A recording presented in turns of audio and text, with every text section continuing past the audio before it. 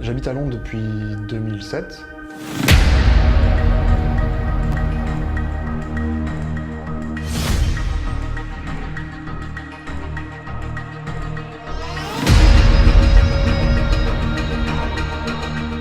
Qu'est-ce qui t'a amené à investir dans l'immobilier? Est-ce que tu peux nous raconter un peu ton parcours et tes débuts? J'avais des économies et je me suis dit je vais acheter mon appartement. C'est là où j'ai fait le tour des agences. Et c'est pas, on fait difficilement une affaire, on va dire. J'avais envie de faire mieux. Et je connaissais des gens dans mon entourage qui faisaient des ventes aux enchères. Donc j'ai fait la même chose, j'ai fait toutes les ventes aux enchères à Londres à partir de 2010.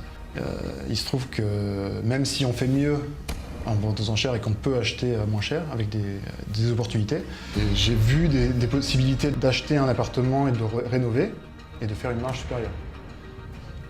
Et de fil en aiguille comme ça au fur et à mesure du temps, j'ai décidé plutôt que d'acheter mon propre appartement, parce que c'est difficile de vivre dans un appartement qu'on rénove, d'acheter un petit studio aux ventes aux enchères pour commencer. C'était un tout petit, on l'a acheté à 180 000 pounds.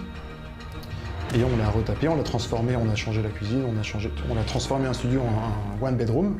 Et on l'a revendu, ça a été notre première petite opération.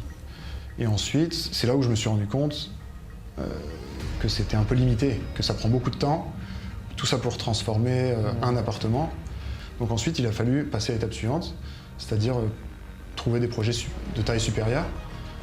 Et c'est là où vraiment, on va dire que la société a commencé, c'était en 2013, quand on a commencé à acheter des immeubles en dehors de Londres. La vraie raison pour laquelle, à partir de 2013 en particulier, j'ai voulu absolument faire du développement, c'est qu'il y a un besoin énorme en Angleterre.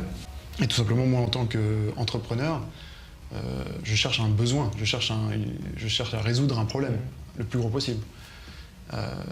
Et en 2013, la mesure concrète qui a été prise, c'est de nous autoriser à transformer des bureaux en appartements. Pour nous, c'était plus simple d'acheter un immeuble de bureau et d'y apporter beaucoup de valeur, en répondant aux besoins de création plutôt que de rénovation.